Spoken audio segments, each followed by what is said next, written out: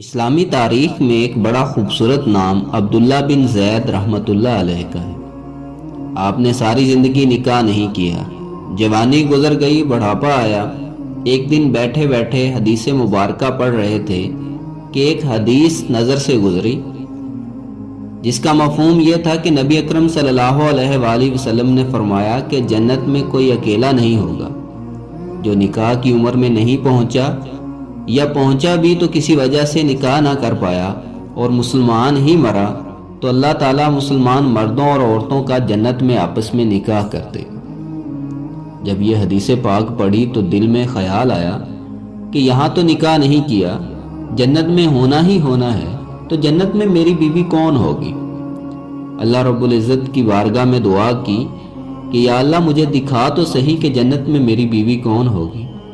پہلی رات دعا قبول نہ ہوئی، دوسری رات بھی دعا قبول نہ ہوئی، تیسری رات دعا قبول ہوئی اور خواب میں کیا دیکھتے ہیں کہ کالے رنگ کی عورت ہے، حضرت بلال حبشی کے دیس کے رہنے والی لگتی ہے، اور کیا کہتی ہے کہ میں میمونہ ولید ہوں اور بصرہ میں رہتی ہوں۔ پتہ مل گیا، آنکھ کھلی تو تہجد کا وقت تھا، نوافل پڑھے اور نماز فجر با جماعت ادا کی اور سواری پکڑی اور بصرہ کی جانب کوچ کر گئے۔ جب حضرت عبداللہ بن زید بصرہ پہنچے تو وہاں لوگوں نے بڑا استقبال کیا۔ حضرت کا نام ہی بہت بڑا تھا۔ بیٹھے، پوچھا کہ حضرت بتائیں آج بغیر بتائے کیسے آنا ہوا؟ آپ نے کہا یہ تو چلیں بعد میں بتائیں گے، پہلے مجھے یہ بتاؤ کہ بصرہ میں کوئی میمونہ ولید رہتی ہے؟ لوگوں نے حیران ہو کر پوچھا کہ حضرت آپ اتنی دور سے چل کے آئے ہیں، صرف میمونہ ولید سے ملنے کے لیے آئے ہیں؟ آپ نے فرمایا کیوں، اس سے کوئی نہیں مل سکتا؟ حضور وہ تو دیوانی ہے، لوگ اسے پتھر مارتے ہیں۔ حضور نے پوچھا کیوں مارتے ہیں؟ حضور کام ہی ایسا کرتی ہے، کوئی رو رہا ہو تو اسے دیکھ کے ہنسنے لگتی ہے، کوئی ہنس رہا ہو تو رونا شروع کر دیتی ہے، اور وہ اجرت لے کر لوگوں کے وہ بکریاں چراتی ہے۔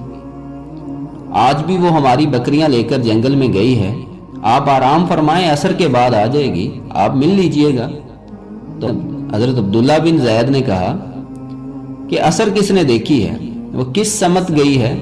لوگوں نے کہا حضور جنگل نہ جائیں، وہ جنگل کی جانب گئی ہے، جنگل بڑا خوفناک ہے، وہاں بڑے خونخوار جانور ہیں، آپ نے جنگل کا رخ کیا۔ جب جنگل میں پہنچتے ہیں تو واقعی جنگل بڑا خوفناک تھا، ہر طرف جنگلی جانوروں کی بھرمار تھی، قدم قدم پہ کوئی نہ کوئی چیز کھڑی ہے۔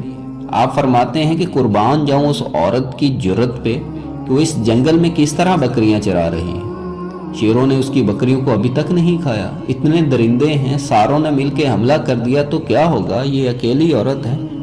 الغرض طرح طرح کے خیالات ذہن میں آتے رہے۔ کہتے ہیں کہ جب وہاں پر پہنچا تو کیا دیکھتا ہوں، دو مناظر وہاں دیکھنے کو ملے جنہوں نے حیرت میں مبتلا کر دیا۔ پہلا منظر تو یہ تھا کہ میمونہ ولید بکریاں نہیں چرا رہی تھی بلکہ جنگل میں بیٹھی نماز ادا کر رہی تھی، اور دوسرا حیرت کر دینے والا منظر یہ تھا کہ شیر جو کہ بکریوں کو کھانے والا جانور ہے، وہ اس کی بکریوں کی دیکھ بھال کر رہا تھا۔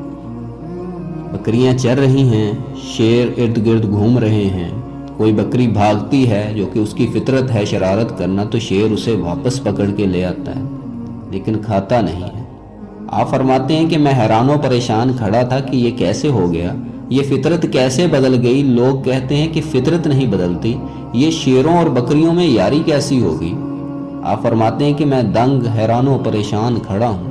مجھے نہیں پتا کہ کب میمونہ ولید نے نماز ختم کی اور مجھے مخاطب کر کے کہتی ہے کہ اے عبداللہ، ملنے کا وعدہ تو جنت میں تھا، آپ یہاں ہی آ گئے۔